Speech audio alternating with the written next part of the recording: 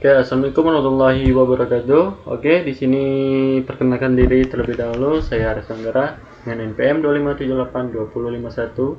Oke, di sini saya akan membacakan materi dari modul 16, yaitu dasar-dasar keamanan jaringan. Oke, di sini saya kebagian pada materi 16.1, yaitu tentang ancaman dan kerentanan keamanan. Oke, pada 16.1.1 yaitu jenis-jenis ancaman. Oke. Jaringan komputer berkabel atau dan nirkabel sangat penting untuk aktivitas sehari-hari. Individu dan organisasi bergantung pada komputer dan jaringan mereka.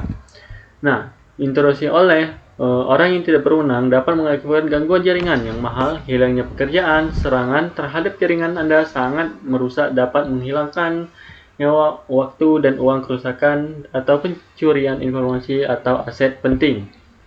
Nah, biasanya penyusup dapat memperoleh akses jaringan melalui kerentanan perangkat lunak, serangan perangkat keras, atau dengan mendebak saman menggunakan kata sandi seseorang.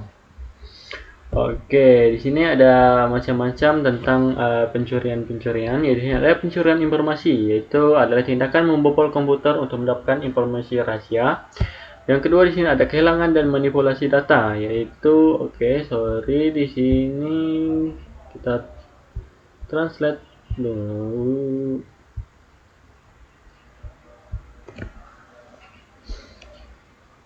Di sini kehilangan adalah tindakan membawa komputer untuk menghancurkan dan mengubah catatan data.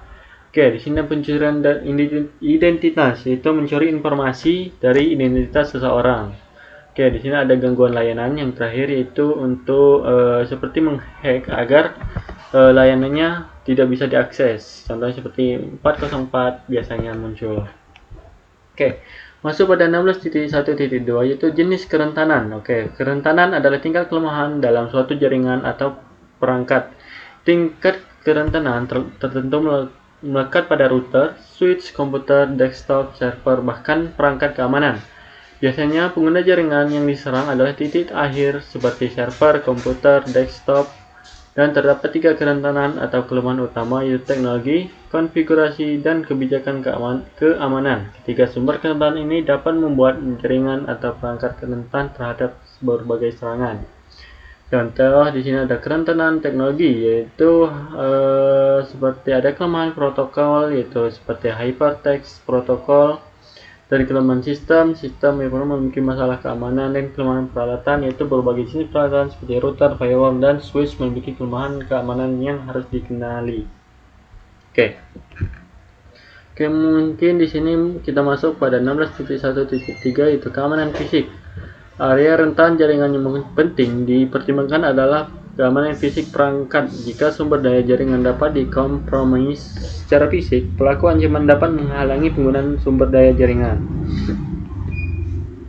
Di sini ada contoh 4 kategori ancaman fisik. Yang pertama itu ancaman perangkat keras, yaitu termasuk kerusakan fisik pada server, router, switch, instalasi kabel, dan workstation. Yang kedua di sini ada ancaman lingkungan. Ini termasuk suhu ekstrim, terlalu panas atau terlalu dingin, atau kelembaban ekstrim, terlalu basah atau terlalu kering. Yang ketiga yaitu ancaman kelistrikan. Ini termasuk lonjakan tegangan supply yang tidak mencakupi benar-benar listrik sebagian, daya yang tidak terkondisi, gangguan atau kehilangan daya total. Yang terakhir yaitu ancaman pemeliharaan. Ini termasuk penanganan yang buruk terhadap komponen listrik utama, seperti pelepasan muatan elektrostatik, kekurangan suhu cadang penting, pemasangan kabel yang buruk, dan pelabelan yang buruk. Mungkin itu saja untuk materi 16.1. Selanjutnya saya akan berikan materi selanjutnya pada rekan saya. Terima kasih. Halo teman-teman, perkenalkan nama saya Sara Maulia dengan NPM 25782112 dari kelas RI 2B. Nah, di sini saya akan melanjutkan materi 16.2 network attacks, di mana yang pertama ada tipe of malware. Jadi malware sendiri itu adalah perangkat lunak berbahaya yang dibuat untuk merusak, mengganggu, atau mencuri data. Nah, jenis malware yang umum itu ada virus, bom, dan juga trojan horse. Nah, si virus itu dia menempel pada file atau program lain dan aktif ketika file tersebut dijalankan oleh pengguna. Sedangkan bom, dia dapat menggandakan dan membebaskan dirinya sendiri melalui jaringan tanpa bantuan pengguna atau program lain. Jadi sebelum itu biasanya memanfaatkan kelemahan pada sistem. Nah, si Trojan Horse, dia adalah program berbahaya yang menyamar sebagai aplikasi atau file yang terlihat aman. Jadi, Trojan itu tidak menggandakan dirinya sendiri, tetapi dapat mencuri data, menghapus file, memasang malware lain, atau membuka akses bagi penyerang. Nah, di bagian 16.2.2 yaitu Recognize Attack adalah serangan awal yang dilakukan untuk mengumpulkan informasi mengenai target seperti alamat IP, sistem yang aktif, layanan, dan kelemahan jaringan. Jadi si penyerang itu dapat menggunakan pencarian internet, NS Lookup, dan voice ping sweep, dan port scan ya. Jadi si ping sweep ini itu digunakan untuk mengetahui si perangkat yang aktif ya. Dia mencari perangkat yang aktif. Lalu untuk si port scan, jadi dia itu digunakan untuk mencari port atau layanan yang terbuka. Jadi informasi tersebut itu biasanya digunakan untuk mempersiapkan serangan yang berikutnya. Sepertinya ada di gambar ini ya. Lalu di bagian 16.2.3 yaitu pada bagian akses attack, ini bertujuan mendapatkan akses tanpa izin ke sistem, akun, database, atau informasi rahasia. Jadi serangan itu biasanya memanfaatkan kelemahan pada layanan autentikasi, APT, dan juga web. Jadi jenis akses attack itu meliputi si password attack, yaitu mencoba mendapatkan kata sandi dengan brute force, Trojan Horse, atau pakai sniffer seperti ini ya. Lalu untuk yang terus exfoliation, yaitu memanfaatkan hubungan kepercayaan antar perangkat ya. Seperti ini. Lalu untuk port redirection, itu yaitu menggunakan perangkat yang telah dikuasai untuk menyerang perangkat lain. Ini. Lalu untuk man in the middle, yaitu di mana si penyerang berada di antara dua pihak untuk menyadap atau mengubah komunikasi ya, seperti yang ada pada gambar. Lalu untuk yang 16.2.4, ini kita membahas si denial of service atau DOS, adalah serangan yang bertujuan membuat layanan tidak dapat digunakan oleh pengguna yang sah. Jadi penyerang itu mengirimkan banyak permintaan sampai sumber daya servernya habis sehingga layanannya menjadi lambat atau tidak dapat diakses. Berarti itu dilakukan dari satu sumber, sedangkan distribution denial of service atau DDoS dia itu dilakukan ya. Jadi dilakukan oleh banyak perangkat secara bersamaan. Jadi serangan ini itu dapat menyebabkan gangguan komunikasi serta kerugian waktu dan biaya. Nah, pencegahan yang dapat dilakukan itu dengan memperbarui sistem operasi dan aplikasi serta menerapkan perlindungan keamanan jaringan yang dilakukan secara berkala. Mungkin segitu saja video penjelasannya. Untuk materi 16.2 dari saya, materi selanjutnya akan dijelaskan kembali oleh teman saya. Halo semuanya, saya Akrosela Ramadewi dengan NPM 257820093 dari kelas TRI 2D. Pada video kali ini saya akan melanjutkan presentasi modul pada bagian 16.3 mengenai Network Attacks Mitigation. Jadi pada materi ini kita tuh akan membahas beberapa cara yang dapat dilakukan untuk mengurangi dan mencegah serangan jaringan. Dan setelah mengetahui berbagai jenis serangan jaringan, kita juga perlu memahami cara melindungi perangkat, data, dan penggunaan yang berada di dalam jaringan. Lanjut ke 16.3.1 mengenai the diffusion in the depth approach. Jadi ini merupakan pendekatan keamanan berlapis ya.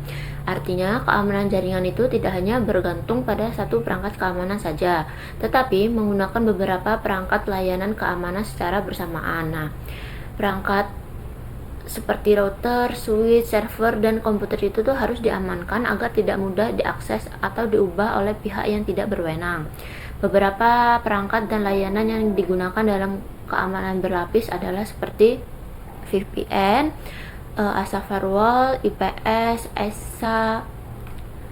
ESA nih, kemudian WSA juga ada WSA, lalu AA server juga bisa. Nah, di sini VPN itu digunakan untuk menyediakan koneksi jaringan yang aman menggunakan jalur yang terenkripsi. Nah, VPN ini biasanya digunakan untuk menghubungkan kantor yang berbeda atau pengguna yang mengakses jaringan dari jarak jauh. Nah, kalau ASA Firewall ini digunakan untuk mengatur lalu lintas jaringan. Nah, firewall itu akan mengizinkan perangkat dari jaringan internal untuk mengakses internet dan menerima balasannya. Namun, perangkat dari luar tidak dapat langsung memulai koneksi ke jaringan internal. Lalu ke yang IPS ini atau Intrusion Prevention System itu digunakan untuk memantau lalu lintas yang masuk dan keluar dari jaringan. Nah, IPS itu dapat mendeteksi malware atau pola serangan, kemudian langsung menghentikan ancaman tersebut. Sedangkan yang ESA atau Email Security Application ini digunakan untuk menyaring spam dan email yang mencurigakan. Nah, sedangkan kalau WSA atau Web Security Application ini digunakan untuk memblokir situs yang berbahaya yang dapat mengandung malware. Kemudian AAA server ini digunakan untuk menyimpan data pengguna yang memiliki izin untuk mengakses dan mengelola perangkat jaringan. Dengan menggunakan sistem keamanan berlapis, apabila satu perangkat keamanan gagal, masih ada perangkat keamanan lainnya yang dapat melindungi jaringan tersebut. Seperti itu. Lanjut ke 16.3.2 mengenai keep backup. Jadi, backup itu merupakan proses membuat salinan data atau konfigurasi perangkat. Nah, backup ini sangat penting karena dapat digunakan untuk memulihkan data apabila terjadi kehilangan data, kerusakan perangkat, atau serangan jaringan. Nah, perangkat jaringan seperti ini, router, itu juga router dan switch itu sebaiknya memiliki backup file konfigurasi dan iOS image ya. Nah, file backup tersebut dapat disimpan pada FTP server atau media penyimpanan lainnya. Apabila perangkat mengalami kerusakan konfigurasi, dapat dikembalikan menggunakan file backup ini ya, sehingga administrator tidak perlu melakukan konfigurasi ulang dari awal. Nah, backup itu harus dilakukan secara rutin sesuai dengan kebijakan keamanan yang telah ditentukan. Data backup itu juga sebaiknya disimpan di tempat yang berbeda dari lokasi utamanya. Jadi, pengguna dapat menyimpan backup itu pada hard disk lain, media penyimpanan eksternal atau cloud storage ya. Dengan begitu, data masih dapat dipulihkan ketika perangkat utama mengalami kerusakan. Selanjutnya yang ke 16.3.3 mengenai upgrade, update, dan patch. Nah, perangkat lunak dan sistem operasi itu harus selalu diperbarui agar tetap terlindungi dari ancaman keamanan terbaru. Nah, malware itu terus berkembang dan dapat memanfaatkan kelemahan pada sistem yang belum diperbaharui. Oleh karena itu, antivirus, sistem operasi, dan aplikasi harus menggunakan versi yang terbaru. Salah satu cara paling efektif untuk mengurangi serangan ROM adalah dengan mengunduh security update ya dari penyedia sistem operasi, kemudian memasang patch pada seluruh sistem yang memiliki kerentanan. Kemudian dalam jaringan itu memiliki banyak komputer administrator ya, biasanya menggunakan standar software image. Nah, software image ini berisi sistem operasi dan aplikasi yang telah disetujui untuk digunakan. Meskipun sudah menggunakan software image, perangkat yang telah digunakan tetap harus mendapatkan security patch terbaru. Untuk mempermudah proses tersebut, pembaruan dapat diatur secara otomatis. Dengan demikian, security patch dapat diunduh dan dipasang tanpa harus dilakukan secara manual oleh si pengguna. Kemudian di 16.3.4 mengenai authentication, authorization, dan accounting. Jadi ini merupakan sistem yang digunakan untuk mengontrol akses pengguna dalam sebuah jaringan. Nah, authentication ini digunakan untuk memastikan identitas pengguna. Jadi proses ini menjawab pertanyaan siapakah Anda, seperti itu. Sedangkan kalau biasanya authentication ini dilakukan menggunakan username dan password sebelum pengguna dapat masuk ke dalam jaringan. Ya, selanjutnya yang authorization itu tuh digunakan untuk menentukan tindakan apa saja yang boleh dilakukan oleh pengguna setelah berhasil masuk. Nah, proses ini akan menjawab pertanyaan seperti apa saja yang boleh Anda lakukan. Sebagai contohnya, kayak administrator dapat mengubah konfigurasi perangkat, sedangkan pengguna biasanya hanya dapat melihat informasi tertentu. Nah, selanjutnya accounting ini digunakan untuk mencatat seluruh aktivitas yang dilakukan pengguna selama berada di dalam jaringan. Proses ini menjawab pertanyaan seperti apa saja yang telah Anda lakukan. Nah, jadi dari konsep A3 ini dapat diibaratkan seperti kartu kredit. Ya, nah, authentication-nya menunjukkan siapa pemilik kartu, kemudian authorization-nya menunjukkan menentukan batas jumlah uang yang dapat digunakan, sedangkan accounting-nya mencatat seluruh transaksi yang telah dilakukan. Dengan menggunakan A3 ini, hanya pengguna yang dapat memiliki izin yang dapat mengakses dan mengelola perangkat jaringan. Kemudian 16.3.5 mengenai firewall. Jadi firewall ini merupakan salah satu perangkat keamanan yang paling efektif untuk melindungi komputer dari jaringan dari ancaman yang berasal dari luar. Firewall ini biasanya ditempatkan di antara jaringan internal dan internet. Nah, firewall ini bertugas untuk memeriksa, mengontrol lalu lintas yang masuk maupun keluar dari sebuah jaringan. Nah, ketika perangkat jaringan internal mengakses internet, firewall ini akan mengizinkan lalu lintas tersebut keluar. Nah, firewall juga akan mengizinkan balasan dari internet untuk kembali ke perangkat yang meminta. Namun, apabila terdapat perangkat dari internet yang mencoba masuk secara langsung tanpa adanya permintaan, nanti dia dari jaringan internal, nanti firewall itu akan menolak koneksi tersebut. Jadi firewall juga itu memberi akses terbatas kepada pengguna luar untuk mengakses layanan tersebut. Nah, server yang dapat diakses oleh pengguna dari internet biasanya ditempatkan pada jaringan khusus yang disebut Delimited Zone atau DMZ ya. DMZ ini digunakan untuk memisahkan server publik dan jaringan internal. Dengan adanya DMZ ini, apabila server publik mengalami serangan, jaringan internal tetap mendapatkan perlindungan tambahan. Selanjutnya 16.3.6 Types of Firewall. Jadi firewall ini memiliki beberapa jenis penyaringan yang digunakan untuk menentukan lalu lintas yang diizinkan atau ditolak. Jenis yang pertama adalah packet filtering.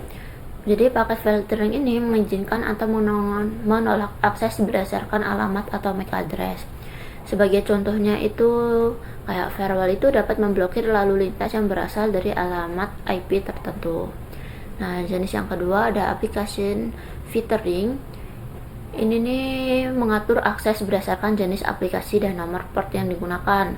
Sebagai contoh, itu firewall ini dapat mengizinkan layanan web tetapi memblokir aplikasi tertentu yang tidak diizinkan.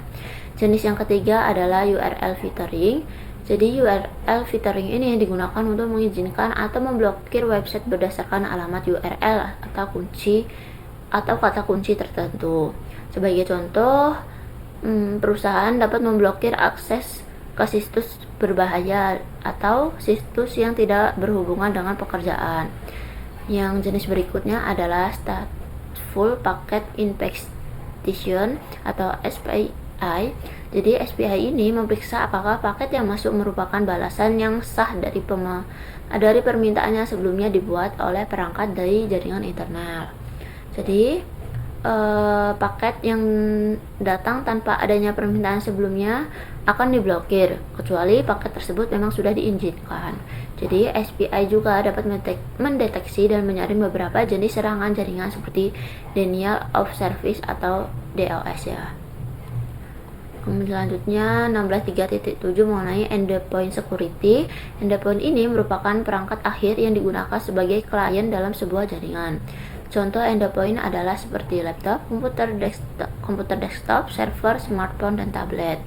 Mengamankan endpoint menjadi salah satu tugas yang cukup sulit ya bagi administrator jaringan, karena keamanan juga dipengaruhi oleh perilaku si pengguna. Sebagai contoh, pengguna itu dapat membuka email mencurigakan, mengunduh file dari situs yang tidak aman, atau menggunakan password yang mudah ditebak. Oleh karena itu, perusahaan harus memiliki kebijakan keamanan yang jelas. Lalu seluruh pengguna juga harus memahami dan mematuhi kebijakan tersebut. Nah, pengguna itu juga perlu mendapatkan pelatihan mengenai cara menggunakan jaringan dengan aman. Nah, perlindungan endpoint ini dapat dilakukan dengan memasang antivirus, menggunakan host intrusion prevention, memperbarui sistem secara rutin, dan membatasi akses ke jaringan. Nah, sistem keamanan endpoint yang lebih lengkap dapat menggunakan network access control ya. Network access control itu digunakan untuk memeriksa kondisi perangkat sebelum perangkat tersebut diizinkan terhubung ke jaringan. Nah, dengan demikian seluruh endpoint risiko masuknya malware atau serangan melalui perangkat pengguna dapat dikurangi. Nah, di sini mungkin cukup sekian ya penjelasan atau presentasi dari modul 16.3 tentang network attack mitigation. Selanjutnya akan dilanjutkan oleh teman saya. Perkenalkan, nama saya Sulana Wijaya dengan NPM 25782113. Jadi di sini saya dari STRI 2D dan saya akan menjelaskan tentang materi 16.4 device security. Jadi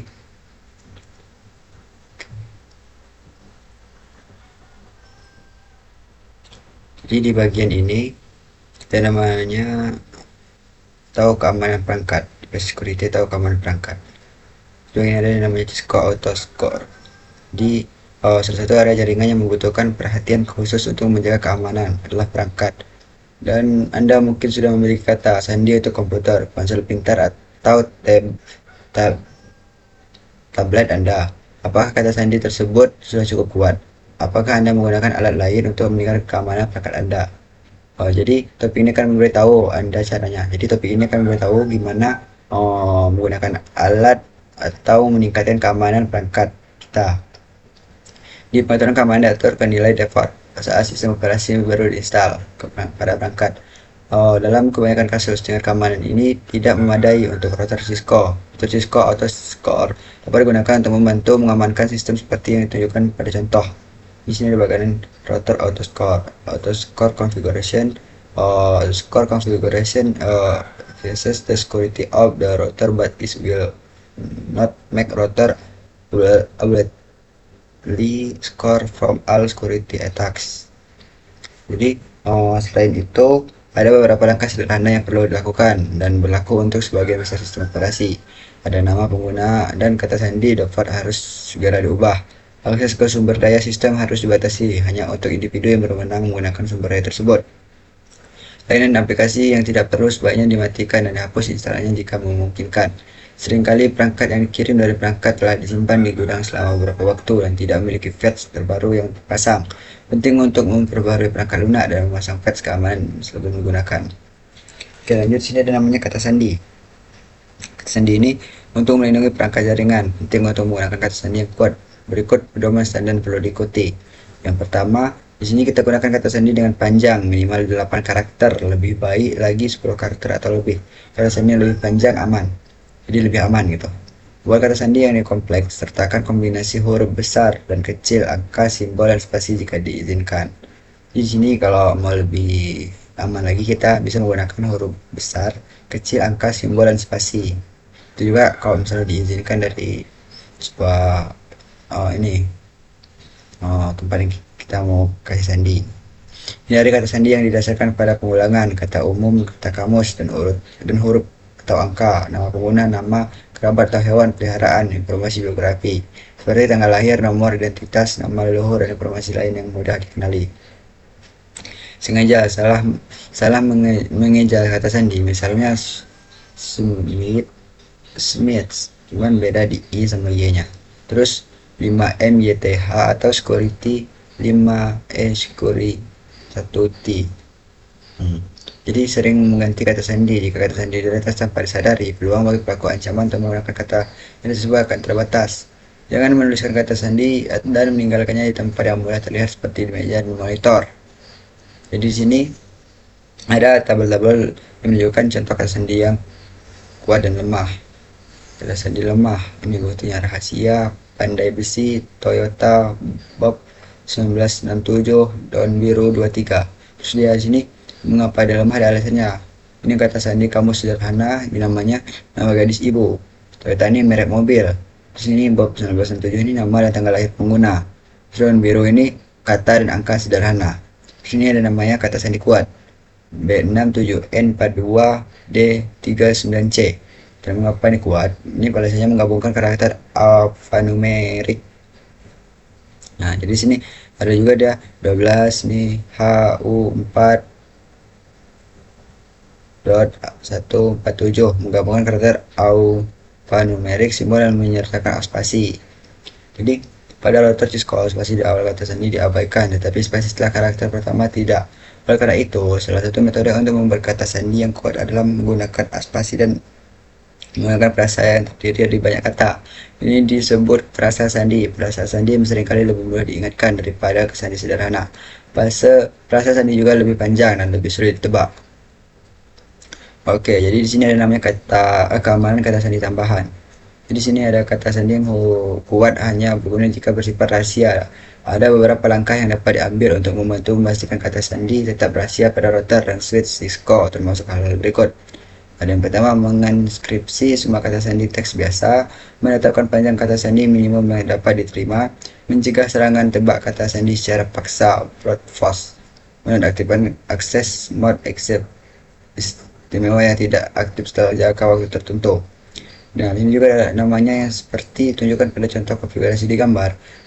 Perintah konfigurasi global service password encryption mencegah individu yang tidak berwenang untuk memiliki kata sandi teks biasa di file konfigurasi. Perintah ini menginskripsi sebuah kata sandi teks biasa.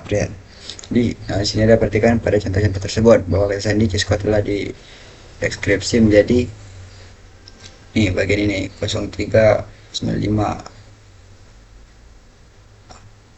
Terus untuk memastikan bahwa semua kata sandi yang dikonfigurasi memiliki panjang minimal yang ditentukan menggunakan perintah security password min like dalam mode konfigurasi global pada gambar. Setiap kata sandi baru yang dikonfigurasi harus memiliki panjang minimal 8 karakter. Oke. Pelaku ancaman dapat menggunakan perangkat lunak pada tasaran kata sandi untuk melakukan serangan brute force pada perangkat jaringan.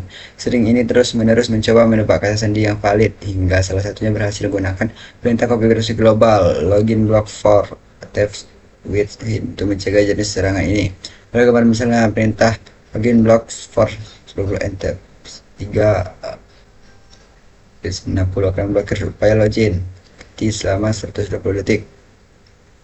Jika terdapati upaya login yang gagal dan waktu 60 detik, administrator jaringan dapat teralihkan perhatiannya dan secara tidak sengaja membiarkan sesi mereset sistem tetap terbuka pada terminal. Hal ini dapat memungkinkan pelaku ancaman internal untuk mengakses dan mengubah dan menghapus konfigurasi perangkat. Jadi secara default, router Cisco akan melakukan route pada sesi accept setelah 10 menit. Tidak aktif namun dapat mengurangi pengaturan ini menggunakan perintah konfigurasi baris accept timeout menotes execute. Perintah ini dapat diterapkan pada konsol online, auxiliary dan jalur seperti pada gambar kita, memberitahu perangkat Cisco untuk secara otomatis memutuskan koneksi pengguna yang tidak aktif pada jalur T setelah pengguna tersebut tidak aktif selama 5 menit dan 30 detik. Sini namanya ini bagian ini password exception, terus password main like 8 block force 20 atf 3 within 60 dan 04 password 123 ini receptive out 530 transport input SSHN. Terus kita line T dan T04 17094 1530 login SSH. Oke, sini namanya bagian mengaktifkan SSH. Di bagian ini standar menyederhanakan akses perangkat jarak jauh tetapi tidak aman. Data yang terdapat dalam paket telah ditransmisikan tanpa enkripsi. Karena alasan ini, sangat disarankan untuk mengaktifkan Core Shell SSH pada perangkat untuk akses jauh yang aman. Langkah pertama, konfigurasi nama host perangkat yang unik. Sebuah perangkat harus memiliki nama host yang unik selain nama host default. Terus yang kedua, konfigurasi nama domain IP. Konfigurasi nama domain IP jaringan dengan menggunakan perintah mod konfigurasi global IP domain name. 3. Hasilkan kunci untuk menginskripsi lalu lintas SSH. SSH menginskripsi lalu lintas antara sumber dan tujuan. Namun untuk melakukannya, kunci autentikasi unik harus dihasilkan dengan menggunakan perintah konfigurasi global crypto key general key module bit modules. Menentukan ukuran kunci dan dapat dikonfigurasi dari 360 bit hingga 2048 bit. Semakin besar nilai bit, semakin aman kuncinya. Namun nilai bit yang lebih besar juga membutuhkan waktu lebih lama untuk menginskripsi dan mendeteksi informasi panjang. Modules minimum yang direkomendasikan adalah 1024 bit. Angka 4, verifikasi atau buat entry basic dan data lokal. Buat entry nama menggunakan basis data lokal menggunakan konfigurasi global, username, dan contoh ini parameter secret digunakan agar kata sandi deskripsi menggunakan MD5. Terus yang kelimanya autentikasi terhadap basis data lokal menggunakan perintah konfigurasi login untuk mengidentifikasi baris terhadap basis data lokal. Setelah diaktifkan SSH masuk ke T. Secara default, tidak ada sesi input yang diizinkan pada jalur T dan dapat menentukan beberapa protokol input termasuk Telnet dan SSH menggunakan perintah transfer info SSH.net. Seperti yang ditunjukkan dalam contoh, router 1R1 dikonfigurasi dalam domain span.com. Ini informasi ini digunakan bersama dengan nilai bit yang ditentukan dengan perintah crypto key general key modules untuk memperkunci enkripsi. Selanjutnya, entry basis data lokal untuk pengguna bernama dibuat terakhir baris seperti dikonfigurasi untuk melakukan autentikasi terhadap basis data lokal yang hanya menerima sesi SSH masuk. Ini di sini ada namanya configure terminal hostname R1 IP domain name span.com crypto key general key modules 1024 dan kode key will be span. Masukkan ini, terus masukkan snapbob Cisco nya dan T04 serta login transfer input terus keluar. Nih, sini juga menonaktifkan yang tidak digunakan. Jadi router dan switch Cisco memulai dengan daftar layanan aktif yang mungkin diperlukan atau tidak diperlukan jaringan Anda. Menonaktifkan layanan yang tidak digunakan untuk menghemat sumber daya sistem seperti siklus CPU, RAM, dan mencegah laku ancaman mengeksploitasi layanan ini. Jenis layanan yang aktif secara default akan bervariasi tergantung pada versi iOS. Misalnya iOS XE biasanya hanya membuka for HTTPS dan HDCV. Anda dapat memverifikasi dengan perintah show IP for all seperti yang ditunjukkan pada contoh. Di sini ada local address, nih ada for address, ada juga program name. Terus versi iOS sebelum iOS XE menggunakan perintah show control flat host open force. Kami menyebutkan perintah ini karena Anda mungkin belajarnya pada perangkat yang lebih lama. Outputnya serupa, namun perhatiannya bahwa router lama ini memiliki server TPS yang tidak aman dan Telnet yang berjalan. Kedua lain ini harus dinonaktifkan seperti yang ditunjukkan dalam contoh. Menaktifkan TPS dengan perintah konfigurasi global no IP HTTPS server. Menaktifkan Telnet dengan hanya menentukan SSH dengan perintah konfigurasi baris transfer info SSH. Di sini ada namanya local address, version address, server stats. Terus masukkan konfigurasi terminal no IP HTTP server lain di 015 transfer IP SSH. Sini ada auto control flat open force. Itu ada control seperti ini. Oke, mungkin itu yang bisa saya jelaskan. Kalau kurang lebih mohon maaf, saya akhiri. Wassalamualaikum warahmatullahi wabarakatuh.